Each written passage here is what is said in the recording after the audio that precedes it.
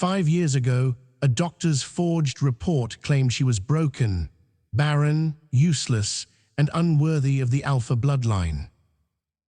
Her mate, the ruthless Alpha King, didn't just reject her. He exiled her to preserve his legacy, choosing a woman who promised him an army of heirs. Today, that same king sits on a crumbling throne with no sons to his name. He sent an invitation to his ex-mate, intending to humiliate her one last time before the council. He expected a broken woman to beg for scraps. He didn't expect her to kick down the doors of his palace, followed by 4 boys who all wear his face. Dominic Sterling stood by the floor-to-ceiling windows of his office in the Obsidian Tower, overlooking the sprawling territory of the Silver Ridge Pack. He swirled the amber liquid in his crystal tumbler, a 50-year-old Macallan, a gift from the Prime Minister of the Lycan Council, but it tasted like ash in his mouth. The preparation for the winter solstice gala is costing a fortune, Dom, a shrill voice cut through his brooding. Dominic didn't turn around. He could see the reflection of his mate, Bianca, in the glass. She was beautiful, undeniable in her aesthetic perfection, wearing a vintage Chanel dress that cost more than most pack members earned in a year. But the scent coming off her was cloying. Artificial. "It's the 5th anniversary of your coronation," Bianca pressed, walking over to place a hand on his shoulder. Her nails were manicured into sharp, red talons. "We need to show the Northern Alliance that we are strong. Rumors are starting, Dominic. People are whispering about the succession." Dominic's grip on the glass tightened until the crystal groaned. The succession. 5 years. It had been 5 years since he had looked into the tear-filled eyes of Saraphina Cross and told her to leave. He remembered the medical report vividly. Dr. Holloway, the pack's chief geneticist, had sat them down in this very office. Undeveloped uterus. 0 follicular activity. She will never carry a pup, Alpha. If you want the Sterling bloodline to survive, you cannot stay with her. He had chosen duty over love. He had chosen Bianca, the daughter of a fertile beta line. And in 5 years, nothing. Bianca had suffered 3 miscarriages, or so she claimed. Dr. Holloway always had a reason: stress, environmental toxins, bad luck. But the whispers in the pack house were getting louder. The Alpha King was shooting blanks. Or worse, the moon goddess was punishing him. "Let them whisper," Dominic growled, stepping away from Bianca's touch. "I am still the Alpha King. No one challenges me. They won't challenge you to your face," Bianca snapped, her sweetness evaporating. "But the Western packs are getting restless. Alpha Cade is mobilizing. We need a distraction. We need to remind them of our power." She walked to his desk and picked up a heavy, cream-colored envelope. It was an invitation to the gala, embossed with the Sterling crest in real gold leaf. "I have an idea," Bianca said, a cruel smile playing on her lips. "Invite her," Dominic froze. "Who, the Barren ones?" "Seraphina," Bianca laughed, a harsh, tinkling sound.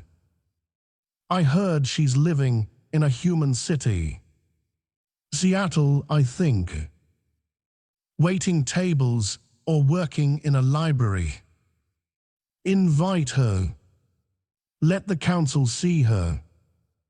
Let them compare a queen like me to a broken, wolfless stray like her. It will remind everyone why you made the choice you did. It justifies your sacrifice. Dominic felt a strange pull in his chest. Saraphina. He hadn't spoken her name aloud in years. He assumed she had withered away, stripped of the pack bond. She won't come, Dominic said roughly. She has too much pride. She has nothing, Bianca corrected. She's a rogue without a pack. If the Alpha King summons her, she has to come. Unless she wants to be hunted for sport. Dominic took the invitation from Bianca's hand. He thought of Seraphina's soft brown eyes, the way she used to smell like rain and vanilla before the rejection shattered her. He wanted to see her. He told himself it was to confirm he made the right choice, to see her miserable and confirm that his life, despite the lack of heirs, was still better than hers.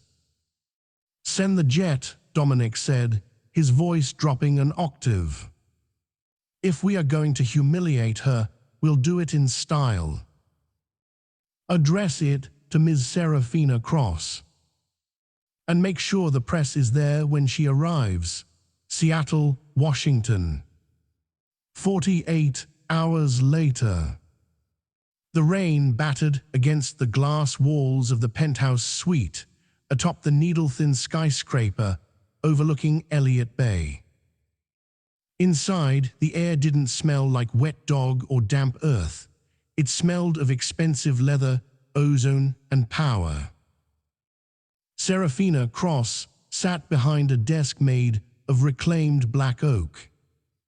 She wasn't wearing rags.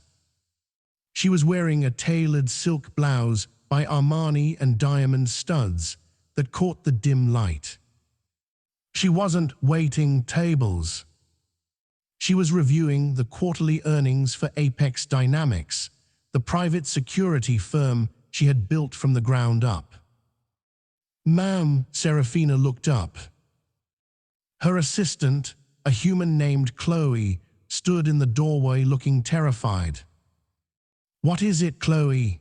Seraphina's voice was cool, commanded, stripped of the timid warmth it had held 5 years ago. A courier just arrived. Private charter. He refused to go through security. He says he has a summons from the Crown. Seraphina's pen paused over the document she was signing. The Crown. Send him in. A moment later, a wolf in a courier's uniform walked in. He was young, a gamma from the Silver Ridge pack. As soon as he stepped into the office, he flinched. The scent in the room was overwhelming. It wasn't just the scent of an alpha female, it was the scent of something ancient and terrifyingly strong. He dropped to one knee instinctively, his hand trembling as he held out the gold-embossed envelope. For you, Ms. Cross. From King Dominic Sterling. Seraphina stood up.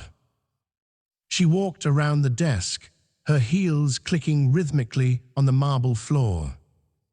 She took the envelope, tearing the seal with a perfectly manicured nail. She read the invitation. The honorary guest at the winter solstice gala. A celebration of the Sterling legacy. A dark, humorless chuckle escaped her lips. He wants to show me off, Seraphina murmured, realizing the game instantly. He wants to show the world the broken toy he discarded. The jet is waiting at the private airfield, ma'am, the courier stammered, unable to look her in the eye.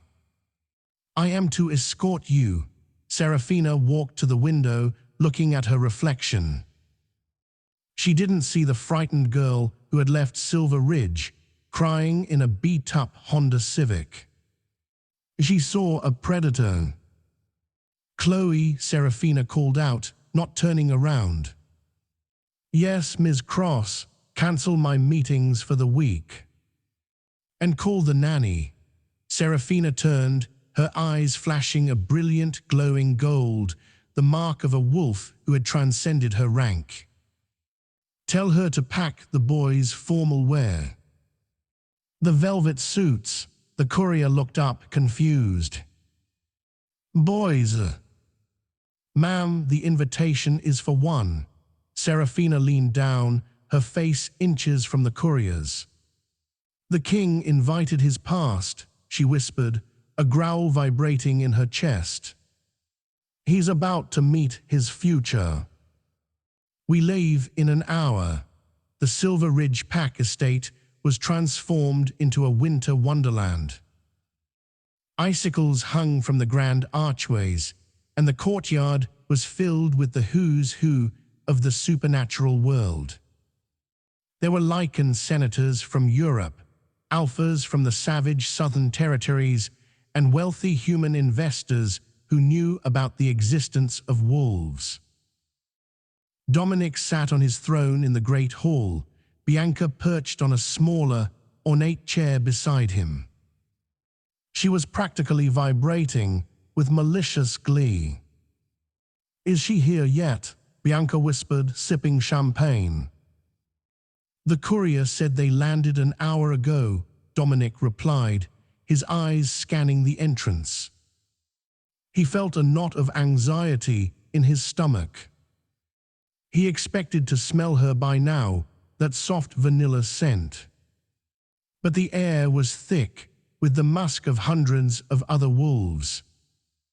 "Maybe she got cold feet," Dr. Holloway laughed from where he stood near the throne. The doctor had aged poorly, his eyes were shifty, always scanning the room. "The poor girl probably realized she doesn't belong among royalty." Suddenly, the heavy oak doors at the end of the great hall groaned. The chatter in the room didn't stop immediately, but a wave of silence rolled from the back of the room toward the front, like a tide going out. The temperature in the room seemed to drop 10 degrees. Dominic stood up. His wolf, Titan, was scratching at the back of his mind, agitated. "Something is coming," Titan growled. "Something big." The doors swung open fully. Standing in the silhouette of the moonlight wasn't a cowering, broken woman. Saraphina Cross stepped into the light. She was wearing a gown of liquid midnight blue, cut dangerously low in the back, hugging curves that were far more womanly and dangerous than the girl Dominic remembered. Her hair was slicked back, revealing a face that was severe, striking, and utterly beautiful. But it was her aura that hit them first. It wasn't the aura of a rejected mate. It was the crushing, heavy gravity of an alpha prime. Dominic's breath hitched. "How?" A female hadn't held that kind of power in centuries. Saraphina didn't walk, she glided. The crowd parted instantly, alphas bowing their heads subconsciously as she passed. She locked eyes with Dominic, her gaze cold enough to freeze hell. "You invited me, Dominic," her voice rang out, clear and melodious, amplified by the acoustics of the hall. "I assumed you wanted to catch up." Bianca stood up, her face flushed with anger. "You have some nerve, showing up here acting like royalty. You're a Barren stray, Saraphina.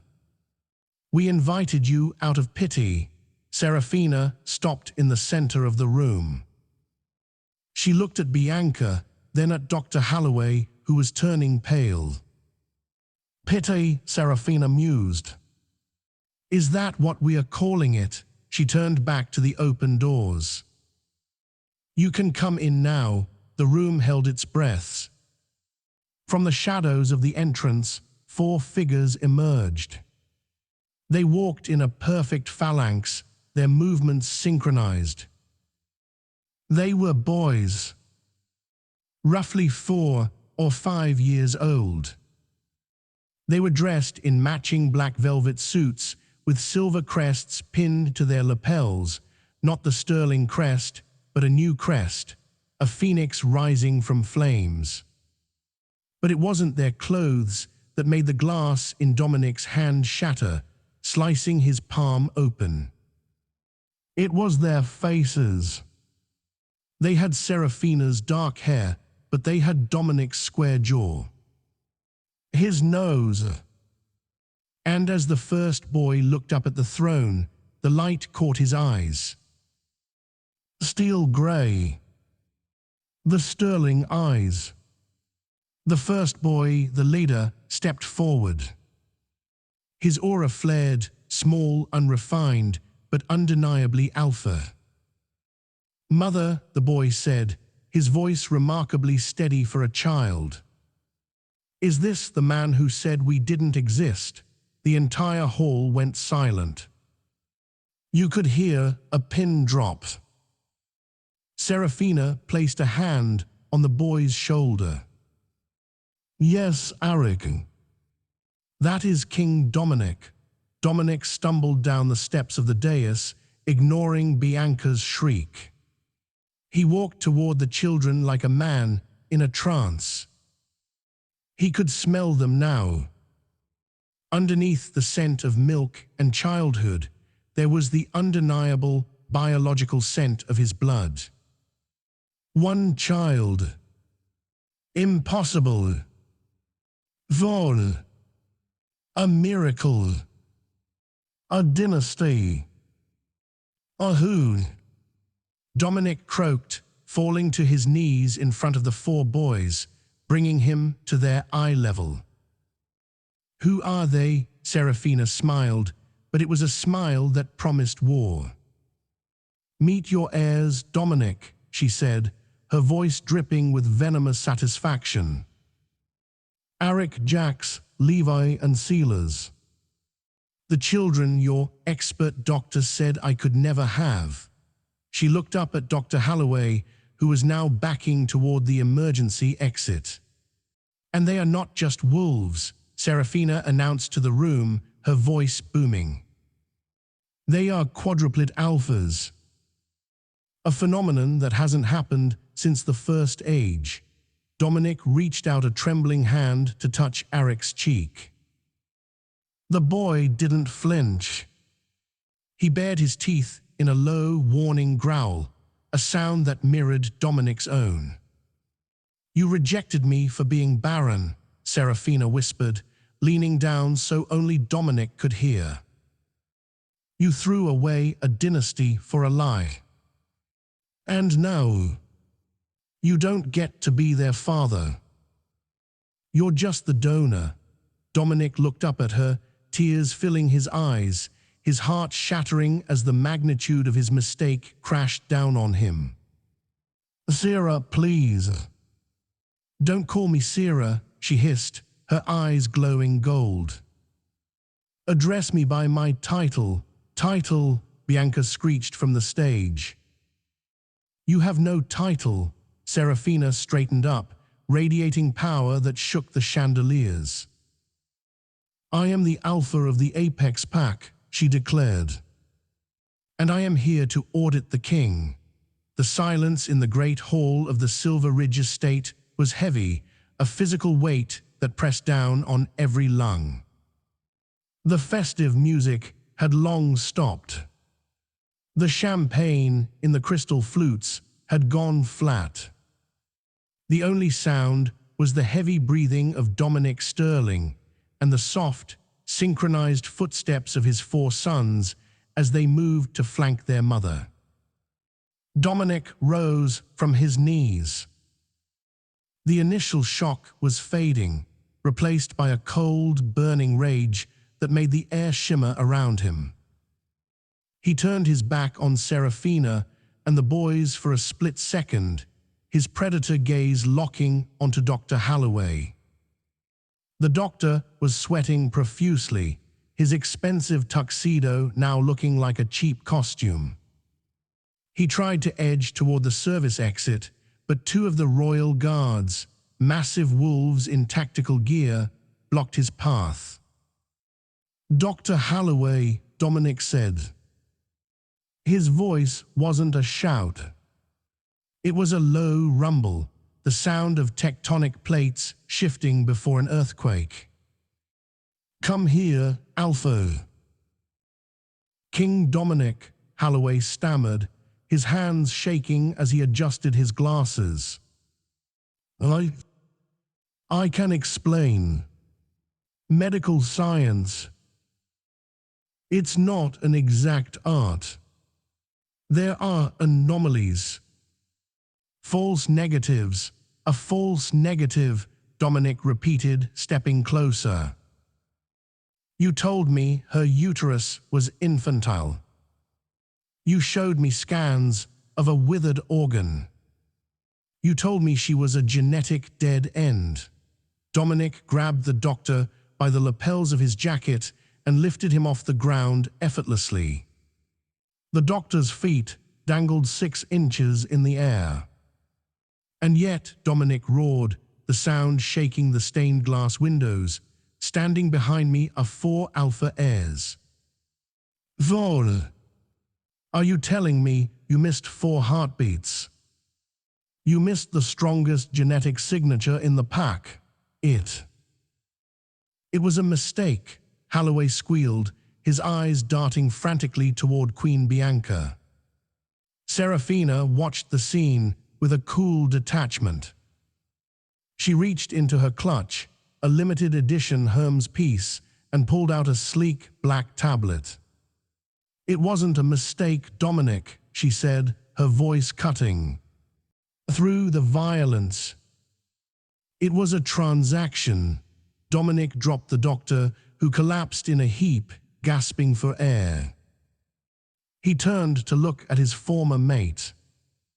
"What?" Saraphina tapped the screen of the tablet and tossed it to Senator Vane, the head of the Lycan High Council, who had been watching the drama unfold from the VIP section. "Senator," Saraphina addressed the older man, "you'll find the banking records on that device.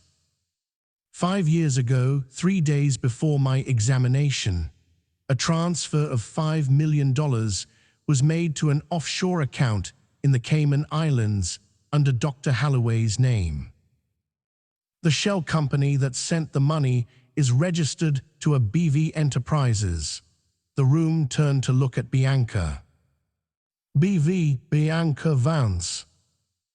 Bianca's face went chalk white, but she held her chin high. "This is preposterous. She forged those documents. She's a jealous ex-mate trying to frame me." "Frame you?" Saraphina laughed, a sound devoid of humor. "Bianca, I didn't even know you existed when I was rejected. I was a 22-year-old girl who thought her life was over. I didn't have the resources to fake a bank transfer. But I do now." Senator Vane scrolled through the tablet, his bushy gray eyebrows knitting together. He looked up, his expression grave. "The metadata is authentic," Vane announced, his voice booming like a gavel strike. "The transfer originated from a private trust fund linked to the Vance family estate." A collective gasp went through the crowd. This was treason against the crown. Manipulating the Alpha King's line of succession was a crime punishable by death. Dominic looked at Bianca, the woman he had shared a bed with for 5 years. The woman he had defended against the critics. "You," Dominic whispered. "You paid him to lie." You made me. You made me cast out my own children. I did it for the pack, Bianca screamed, losing her composure. She was weak. She was a nobody. You needed a queen with status, with connections. And look at them, she pointed a trembling finger at the 4 boys. They are abominations. 4 alphas in 1 womb. That's not natural. They will kill each other before they reach maturity. I saved you from a civil war. Do not speak of my sons, Saraphina snarled. Her eyes flared gold again, and for a moment the shadow of a massive wolf, far larger than a normal female's, flickered behind her. Arik, the eldest boy, stepped forward again. He didn't look at Bianca. He looked at Dominic. You let her do it, the boy said. Dominic flinched as if he'd been struck. I didn't know, Arik. I swear. You are the king, Arik said, his childish voice hard as iron. A king is supposed to know everything. A king protects his pack. You didn't protect her. You didn't protect us. Dominic fell to his knees again, reaching out. I can fix this.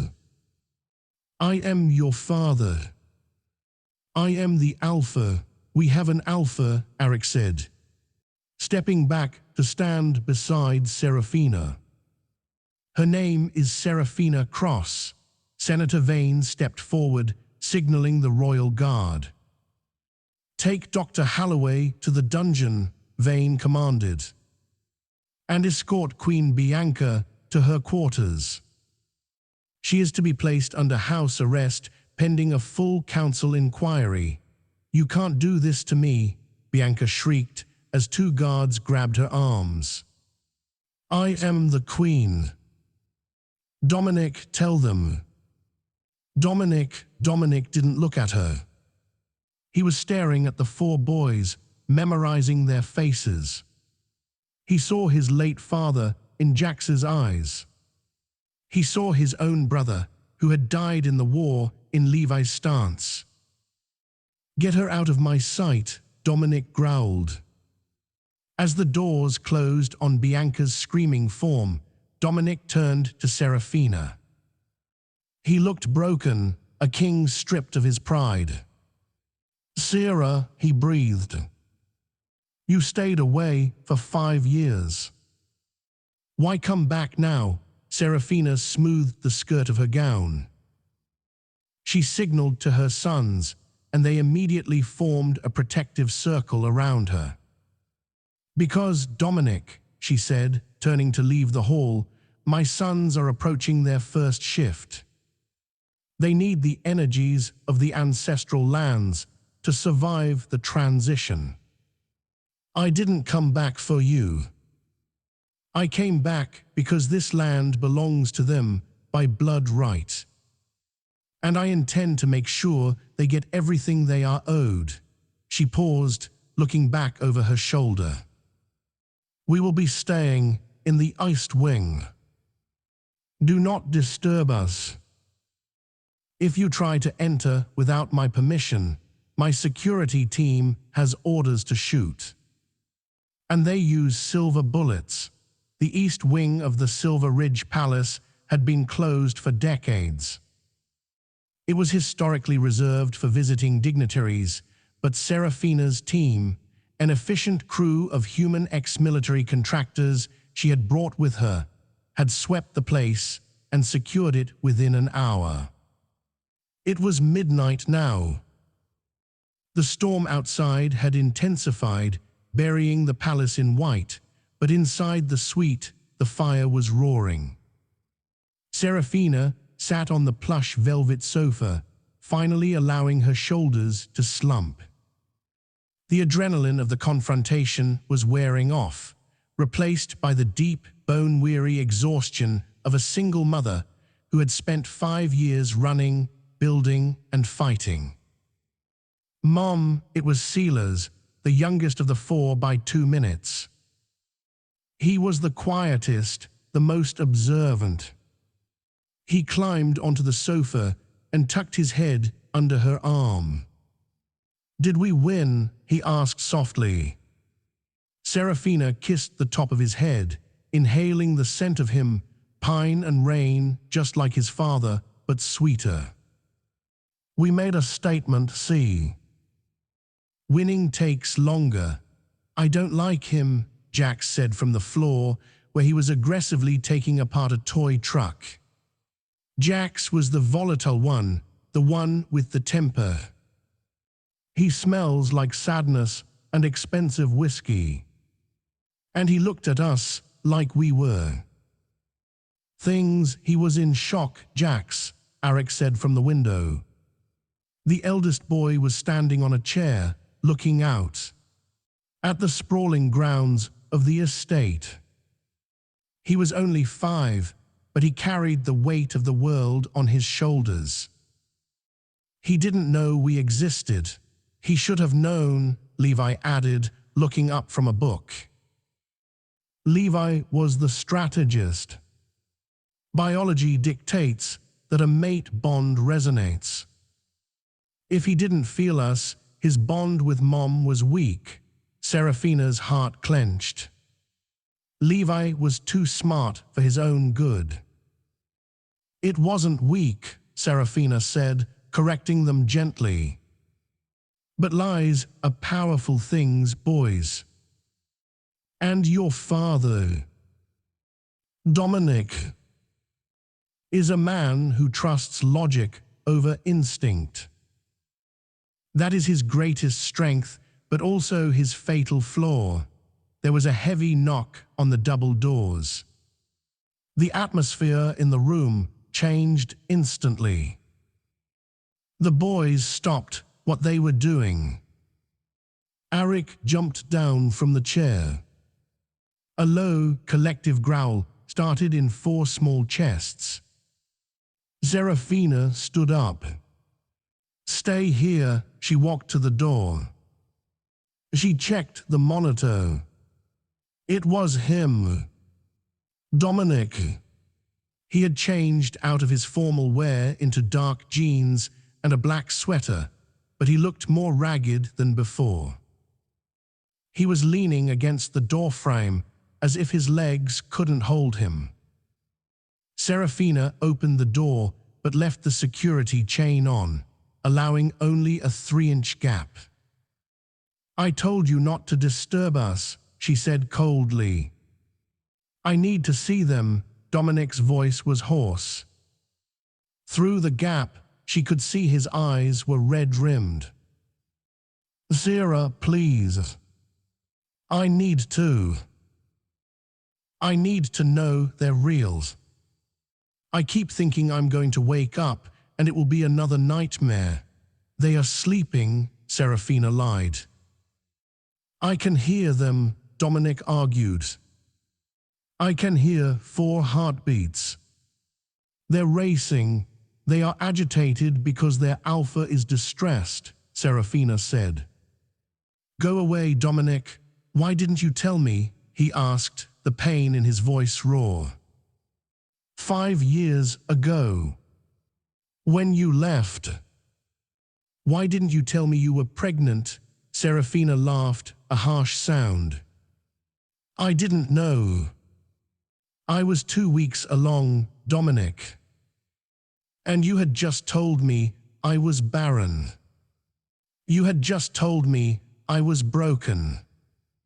Why would I think I was pregnant? I thought the sickness was grief. I thought the pain was the bond snapping." She leaned closer to the crack in the door. "Do you know where I was when I found out?" she whispered. "I was in a Motel 6 in Idaho. I was bleeding. I thought I was dying. I went to a free clinic, Dominic. A human clinic. When the doctor told me there were 4 heartbeats, I didn't feel joy. I felt terror. Dominic closed his eyes, his forehead resting against the wood of the door. 0. I had no pack, she continued, her voice trembling with suppressed rage. I had no money. You cut off my accounts, remember? A clean break, you called it. I worked 3 jobs while carrying 4 alpha pups. Do you know how much an alpha fetus eats? I was starving, Dominic. My body was cannibalizing itself to feed your sons. I weighed 90 pounds when I gave birth. Stop, Dominic choked out. Please stop. I gave birth in a basement apartment with a midwife I paid with a pawned engagement ring, she said relentlessly. And all that time, while I was screaming in pain, wondering if I would survive the night. You were attending galas. You were buying Bianca diamonds. You were playing king. I am sorry, Dominic sobbed. It was the first time she had ever heard the alpha king cry. I will spend the rest of my life making it up to you. To them. Just let me come in. Let me see them. Saraphina looked at him.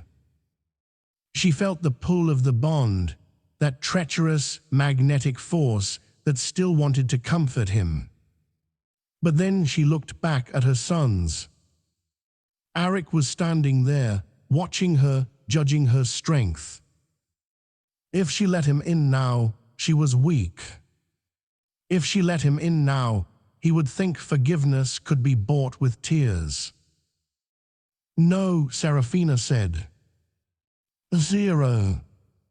You lost the right to be their father when you signed that rejection letter, she said. You want to be in their lives. You earn it. And you don't earn it as a king. You earn it as a wolf. How? Dominic asked desperately. Tell me what to do. Tomorrow is the council inquiry, Saraphina said.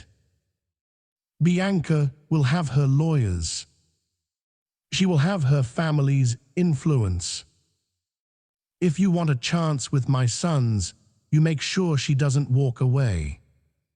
You choose us, Dominic. Publicly. Irrevocably. Burn your bridges with the Vance family. Consider it done, Dominic vowed.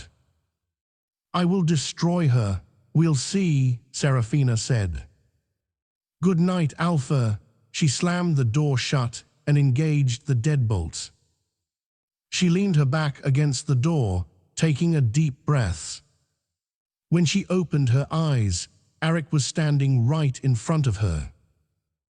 You were strong, the boy said approvingly. I had to be, she whispered, stroking his cheek. He is sad, Sealers noted from the couch. His wolf is howling. Let him howl, Jax muttered. He made Mom cry. Saraphina gathered her boys. Bedtime. Tomorrow is a big day. We have to meet the pack. And the pack. The pack is not going to be happy to see us. Outside the door, Dominic didn't move. He slid down to the floor, sitting in the hallway of his own palace, separated from his family by 3 inches of wood and 5 years of sins. He pulled out his phone. He dialed his head of security. Lock down the estate, Dominic commanded, his voice devoid of emotion. No one enters or leaves. And get the royal executioner on the line. I want to know the protocols for treason.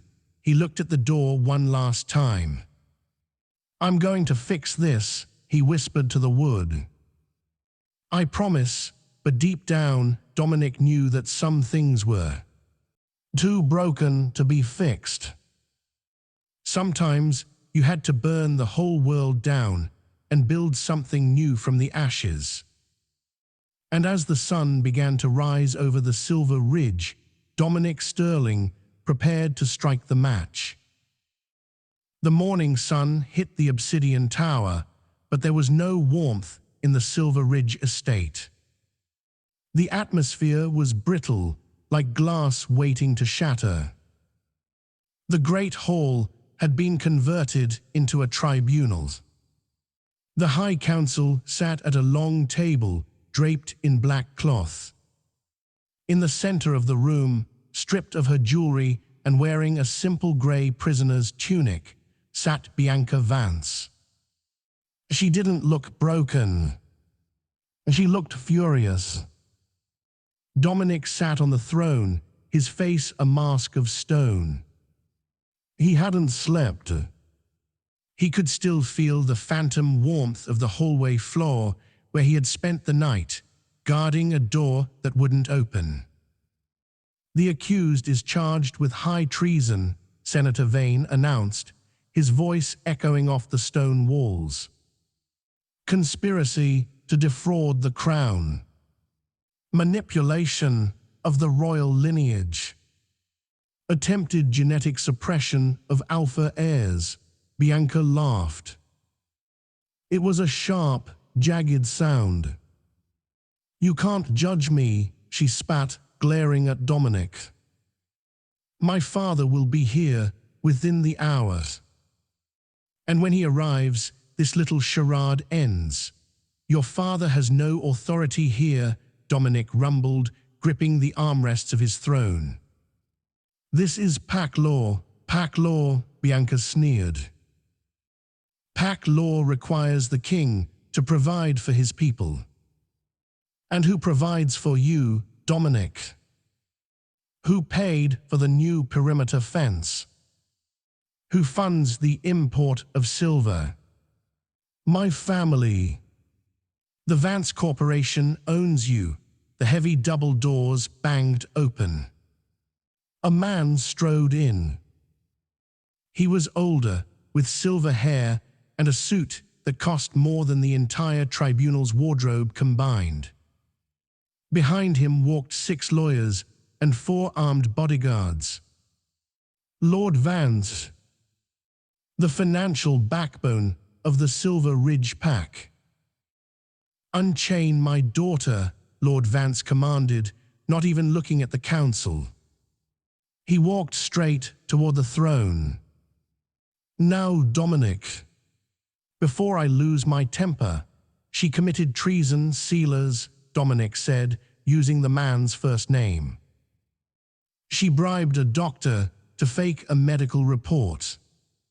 She exiled my true mate. She nearly erased my bloodline. She did what was necessary to maintain stability, Lord Vance shouted. You were weak. You were moping over a barren girl. Bianca gave you an image of strength.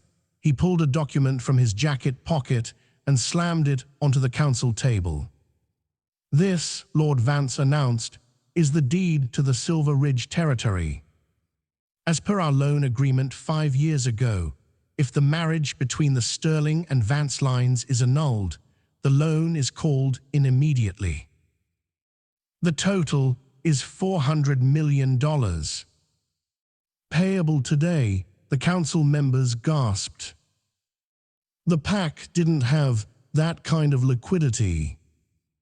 They were land-rich, but cash-poor. If you sentence her, Lord Vance hissed, a cruel smile spreading across his face, I will foreclose on your territory. I will evict every wolf, every pup, every elder. You will be a king of nothing, Dominic froze. He looked at Bianca, who was smirking triumphantly. He looked at the council members, who were terrified. He was trapped. If he punished the woman who destroyed his family, he would destroy his people. Release her, Dominic whispered, the words tasting like bile. Louder, Lord Vance goaded. I said, Ray, objection. The voice came from the balcony. Every head turned. Saraphina Cross stood there, leaning against the railing. She was dressed in a sharp white business suit that contrasted starkly with the gloomy hall. She held a steaming cup of coffee in one hand and a smartphone in the other. Who is this? Lord Vance demanded. The stray. Saraphina descended the stairs, her heels clicking rhythmically. She didn't look at Dominic. She walked straight to the table and picked up the loan agreement Lord Vance had slammed down. She skimmed it. Standard predatory lending, she mused. High interest, collateralized by sovereign land. Very sloppy, Lord Vance. This does not concern you, girl, Vance snarled. Go back to waiting tables. Saraphina pulled a checkbook from her blazer. 400 million, was it? She asked, clicking a pen. The room went silent. Dominic stared at her. 400 million. You're bluffing, Bianca screeched. She's penniless. Saraphina didn't look up as she wrote. Actually, Apex Dynamics just closed a government contract for private defense across the entire western seaboard. My net worth is currently triple that of the Vance Corporation. She ripped the check out and flicked it toward Lord Vance. It fluttered through the air and landed on his chest. The debt is paid, Saraphina said, her voice dropping to a terrifyingly calm register. The sterling line owes you nothing. Now get out of my house. Lord Vance stared at the check. He looked at the bank logo. It was legitimate. His face turned purple. Are you? You can't. I just did, Saraphina said. She turned to the royal guards. The Vance family is now trespassing. Remove them. And if they resist, you have authorization to use lethal force. You will regret this, Lord Vance screamed as the guards surrounded him. I will crush you. I will bury this pack. You're welcome to try, Saraphina said, taking a sip of her coffee. But I should warn you, my security team is already liquidating your assets overseas. By noon, you'll be lucky if you can afford a bus ticket home. As Lord Vance was dragged out, shouting obscenities, Saraphina turned to Dominic. The king was looking at her with a mixture of awe and shame. He realized in that moment how much he had underestimated her. She wasn't just a mother. She was a titan. Proceed with the sentencing, King Dominic, Saraphina said coolly. Dominic stood up, his voice regaining its thunder. Bianca Vance, he declared. For crimes against the crown and the Alpha bloodline, I strip you of your rank. I strip you of your name. You are hereby exiled to the Deadlands.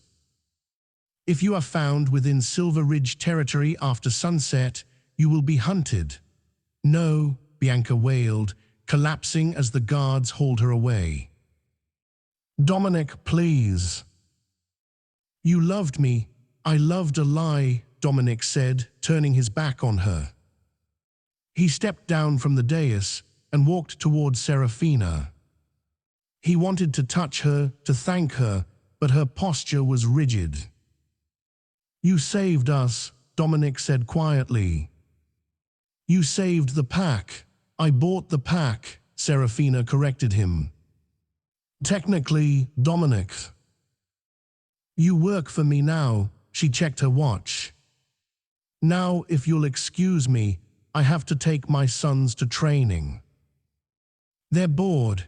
The training grounds of Silver Ridge were a brutal expanse of mud, sawdust, and obstacle courses designed to break weak wolves and build warriors. Dozens of young wolves, ranging from 10 to 15 years old, were sparring in the pits. The air smelled of sweat and aggression. When Saraphina walked onto the field, followed by the quadruplets, the training stopped. The boys were no longer in velvet suits. They were wearing black tactical cargo pants and fitted compression shirts, Arik in red, Jax in blue, Levi in green, and Sealers in grey. They looked like a miniature special ops team. Fresh meat, a teenage wolf jeered from the edge of the pit. He was a gamma, bulky and cruel, about 14 years old. Look at the little dolls. Did you get lost on the way to the nursery? Jax, the second-born, tilted his head. He had Dominic's temper, but he had Saraphina's eyes. Mom, Jax said, looking up at Saraphina. Can I play? Saraphina crossed her arms. Light contact, only, Jax. Don't break anything expensive, Jax grinned. It was a feral expression that exposed too many teeth. He stepped into the sparring ring. The gamma teenager laughed, dropping into a shifting stance. I'll go easy on you, runt. I don't want to make you CR. The gamma didn't finish the sentence. Jax moved. He didn't shift into a wolf. He didn't need to. He moved with a speed that blurred the air. He ducked under the teenager's clumsy swipe, grabbed the boy by the ankle, and used the boy's own momentum to slam him into the mud with a bone-rattling thud. The gamma wheezed, the wind knocked out of him. Jax placed a small foot on the teenager's chest and leaned down. Yield, get off me, the teenager gasped, trying to shift. Jax's eyes glowed a violent crimson.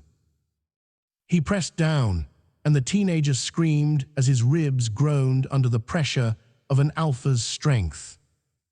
I said, yield, I yield. I yield, Jax stepped back, dusting off his hands. Boring, Dominic watched from the observation deck, his heart hammering against his ribs. He's 5 years old, Dominic thought. That gamma was 14. The strength differential is impossible. Impressive raw power, the master of arms, a scarred veteran named Kale, grunted from the sidelines. But power without discipline is just chaos. Kale stepped into the ring. All right, little alpha. Let's see how you handle a real warrior. No, a voice commanded. Levi stepped forward. He was holding a tablet, analyzing the training ground layout. Jax is the brawler, Levi said calmly, adjusting his glasses. He has poor stamina. You're a defensive fighter, Master Kale. You'll wait for him to tire out and then pin him. It's inefficient, Kale frowned. And who are you? I'm the one who knows you have a bad left knee, Levi said, pointing. You favor your right side. Arik, flank left. Sealers take the high ground. Before Kale could react, the boys moved. It wasn't a brawl, it was a dissection. Sealers, the smallest, scrambled up the wooden obstacle wall like a spider, leaping from the top and landing on Kale's shoulders, blinding him. Arik, the leader, moved to the left, exactly where Levi predicted Cale's blind spot was. He swept the veteran's legs. Cale roared, shifting partially to throw Silas off, but Levi was already there, sliding into the mud to tap a pressure point behind Cale's knee. The giant warrior collapsed. In 3 seconds, the master of arms, the strongest fighter in the pack besides the king, was on his back. Arik stood over him, a wooden training knife pressed against Cale's jugular. "Dead," Arik whispered. Silence descended on the training ground. The other pups were staring in horror. The adults were staring in disbelief. Dominic gripped the railing of the deck so hard the wood splintered. "They aren't just alphas," Dominic whispered to himself. "They're a pack within a pack." Saraphina clapped her hands once. "All right, boys. That's enough showing off. Master Cale, thank you for the lesson." Cale sat up, wiping mud from his face. He looked at the boys not with anger, but with reverence. He bowed his head. "My prince," he said to Arik. "Mom," Silas called out, pointing toward the tree line at the edge of the training grounds. "Something smells wrong." Saraphina turned instantly, her relaxed demeanor vanishing. "What kind of wrong?" "Rotting meat," Silas said, wrinkling his nose. "And silver crack." The sound of a high-powered rifle shot echoed across the valley. Dirt exploded inches from Arik's head. "Sniper," Dominic roared, vaulting over the railing of the observation deck. He shifted midair, his clothes shredding as a massive black wolf, Titan burst forth, landing in the mud with a ground-shaking impact. "Boys, formation," Saraphina screamed. But the boys didn't run to her. They ran toward the tree line. "No," Dominic howled in his mind. "They are running toward the shooter." Another shot rang out. This one hit Jax in the shoulder. The boy spun around, falling into the mud. "Jax," Saraphina screamed, her own shift taking over, a sleek golden wolf exploding from her human form. But Jax didn't stay down. He stood up. The bullet had grazed him, but the wound was already closing. "They shot my brother," Arik growled, his voice changing, layering with the guttural tone of a wolf. The 4 boys stood in a line facing the woods. They held hands. The air around them began to distort. The ground shook. Dominic, sprinting toward them, skidded to a halt. He felt it. Every wolf on the field felt it. It wasn't just the alpha aura. It was the elementals.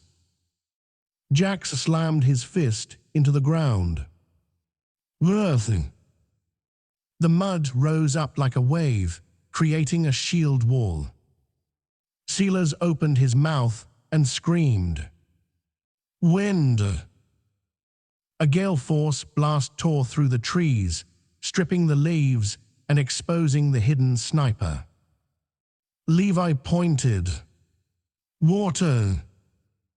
The moisture in the air froze instantly, turning the ground beneath the sniper's tree into black ice. "And Arik." Arik opened his palms. "Fire." "Burn," the 5-year-old commanded.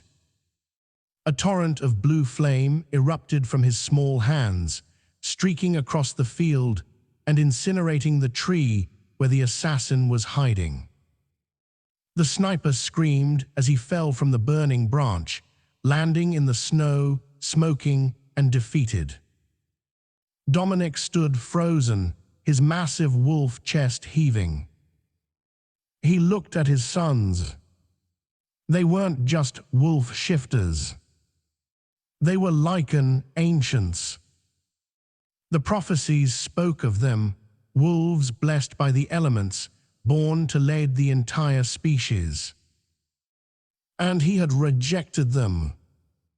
Saraphina shifted back to human form, running to check Jax's shoulder. She looked up at Dominic, her eyes wild with fear and adrenaline. "It's starting," she whispered. "The Northern Alliance knows what they are." "That wasn't a Vance assassin, Dominic." Dominic shifted back, naked and shivering in the cold air, but he didn't care. He walked over to the burnt corpse of the sniper. He turned the body over.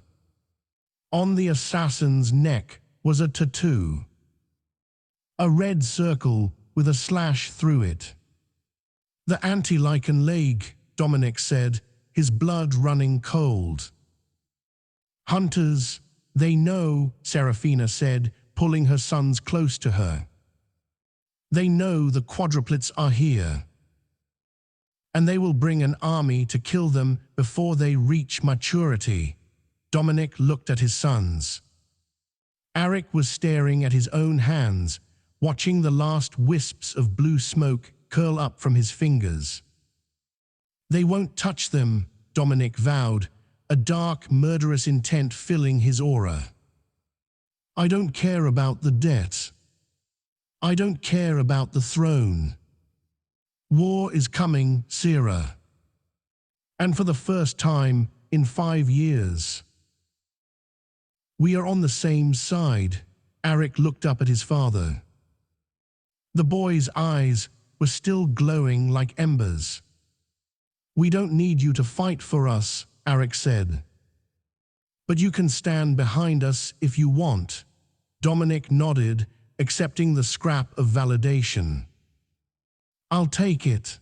Chaos erupted over the Silver Ridge estate before the echo of the sniper's shot had even faded.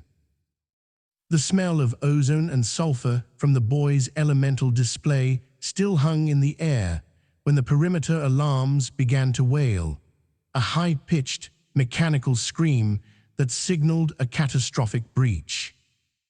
"The North Gate," Kale, the Master of Arms, shouted, pointing his blade toward the main entrance. "They've breached the North Gate." Dominic didn't hesitate.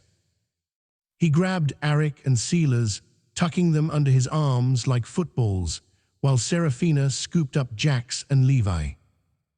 "Get them to the bunker," Dominic roared at Saraphina, his eyes flashing with the feral light of a wolf backed into a corner.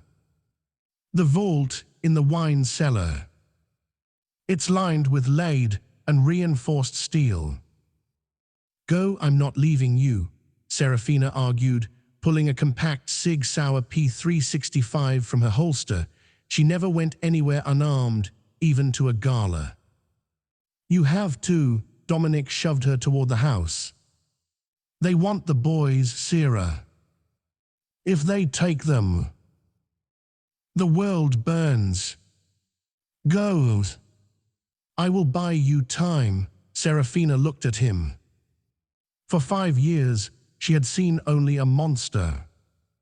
Now she saw a father prepared to die.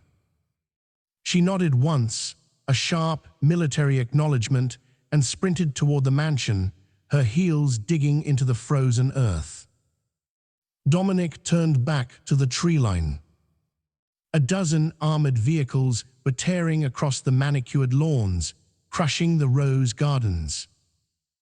Men in black tactical gear spilled out, carrying nets and rifles loaded with concentrated liquid silver. "Silver Ridge," Dominic bellowed, his voice amplified by his alpha command. "Defend your king. Defend the ancients." The loyal wolves of the pack surged forward, shifting mid-stride. But the enemy was prepared. They fired canisters of gas, aconite vapor. Wolves collapsed mid-shift, choking, their bones snapping as their transformations stalled. Dominic held his breath. He didn't shift. He fought as a man. He picked up a discarded iron bar from the training equipment and charged. He was a whirlwind of violence, swinging the bar with bone-breaking force. He took down 3 hunters, cracking helmets and shattering ribs, but there were too many. A taser dart hit him in the neck. Then another in the thigh. Dominic roared, ripping the wires out, but the voltage dropped him to one knee. "Secure the Alpha," a cold voice commanded. Commander Strider, the leader of the Anti-Lycan League, stepped over the bodies of the fallen pack wolves. He wore a mask and carried a customized shock baton. "Where are the abominations, Sterling?" Strider asked, pressing the baton into Dominic's open wound. Dominic gritted his teeth, blood bubbling past his lips. "Go to hell, wrong answer," Strider signaled his men. "Burn the house down. Flush them out." Inside the panic room, the air was stale. The thick steel walls muffled the sounds of the screaming outside, but the vibration of explosions shook the floor. "My dad is dying," Eric whispered. He wasn't asking, he was stating a fact. His small hand was pressed against the cold metal door. "He is buying us time," Saraphina said, checking the magazine of her pistol. She was terrified, but she couldn't show it. "We wait for the Apex extraction team. They are 5 minutes out." "5 minutes is too long," Levi said, his eyes glowing a deep oceanic blue. "The structural integrity of the house is failing. The fire is spreading. We can stop it," Sealers said softly. Saraphina looked at her sons. They were 5 years old. They should be playing with Legos, not discussing tactical warfare. "No," she said firmly. "You are children. I am the Alpha. I protect you. You are the Alpha," Eric agreed. He looked at his brothers. They nodded in unison.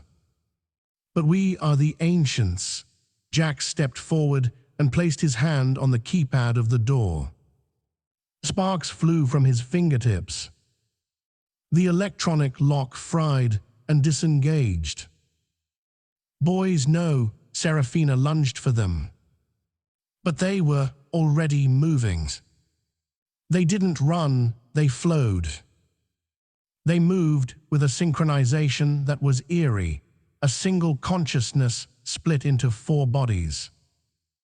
They walked out of the panic room, through the smoke-filled hallways of the burning mansion, and out onto the front porch. The scene outside was a massacre. Dominic was on his knees, surrounded by 20 hunters. He was beaten, bloody, and barely conscious. Strider raised his pistol to Dominic's head. "Last chance, King." "Where are they?" "Here." The voice was small, but it carried the weight of a mountain. Strider turned. He saw 4 little boys in tactical gear standing on the steps of the burning palace. "The jackpot," Strider grinned behind his mask. "Grabs them." "Shoot the mother." 3 hunters raised their rifles at Saraphina, who had just burst through the door behind her sons. Enough. It wasn't Eric who spoke. It was all 4 of them. Their voices layered over each other, a harmonic chord of pure power. Sealers lifted his arms. The smoke from the burning house stopped rising. It swirled, condensing into a massive, grey tornado that hovered directly over the lawn. Levi stomped his foot. The decorative fountain in the courtyard exploded, the water rising up and freezing into 1,000 jagged ice spears, hovering in the air. Jax punched his open palm. The earth beneath the hunters' vehicles liquefied, swallowing the tires and trapping the men in quicksand. Arik stepped forward. His eyes were white-hot flames. "You hurt my father," Arik said. "He didn't throw fire. He became it." A wave of heat rolled off him, so intense that the snow evaporated instantly. The hunters' weapons became too hot to hold.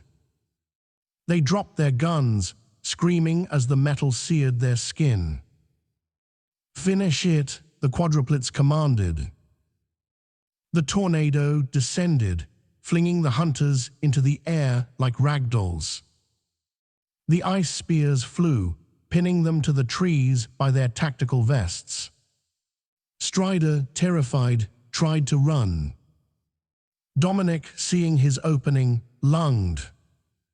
Despite his injuries, he tackled the commander, sinking his teeth into the man's shoulder and ripping him away from the boys. Dominic spat the man out and looked up at his sons. The boys lowered their hands. The tornado dissipated. The ice shattered. The fire faded. They collapsed, exhausted, their small bodies unable to sustain such god-tier power for long. Saraphina ran to them, gathering all four into her arms, sobbing. Dominic limped over. He didn't try to touch them. He fell to his knees in the mud, bowing his head. Not to the ancients, but to his family.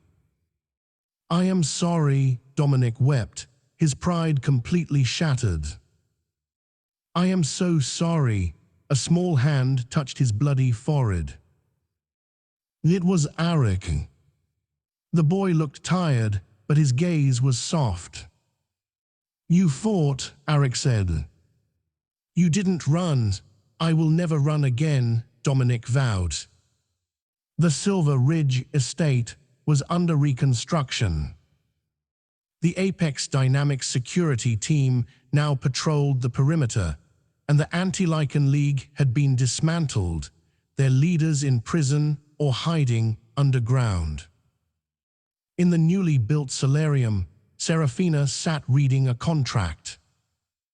Dominic walked in, carrying a tray of tea and peanut butter sandwiches, crusts cut off, exactly how the boys liked them. He placed the tray down and stood awkwardly.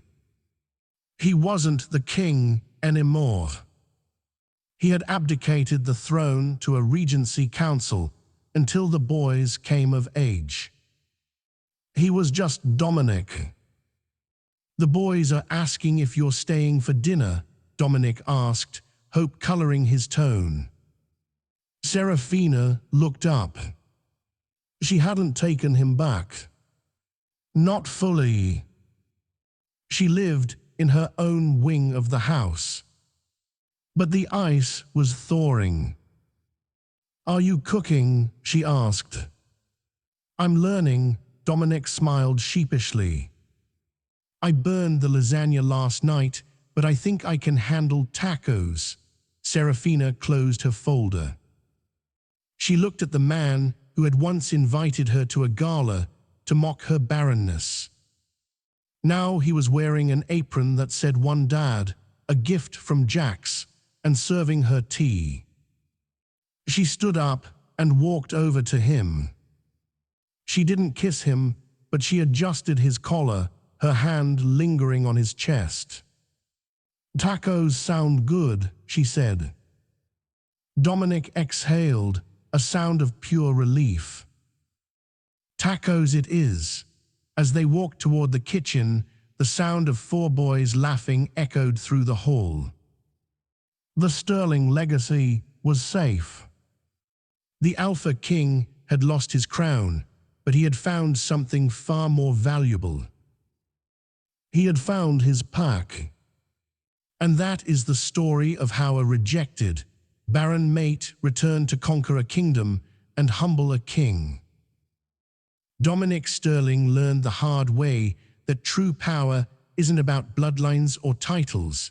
It's about who you're willing to die for. The quadruplets are destined to rule the supernatural world, but for now, they're just enjoying their dad's terrible cooking. What a ride! If you enjoyed this series, please destroy that like button.